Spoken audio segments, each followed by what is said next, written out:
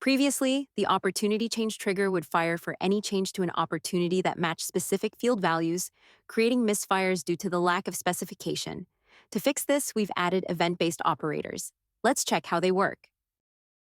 The operators for standard fields now include more variety. Let's check how individual filters are affected. The operators for these standard fields now include has changed to, and equals. The status standard field now contains operators for has changed and has changed to. The lost reason field supports the equals operator along with already existing operators. The operators for custom fields have expanded. Let's check how individual filters are affected.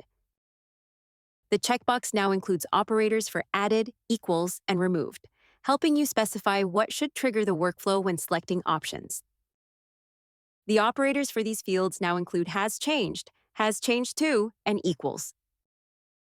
This added support for event-based operators will make it easier to ensure your workflow is working as intended, only triggering for the right contexts and thus resulting in a smoother experience and increased effectiveness. We hope you enjoy it.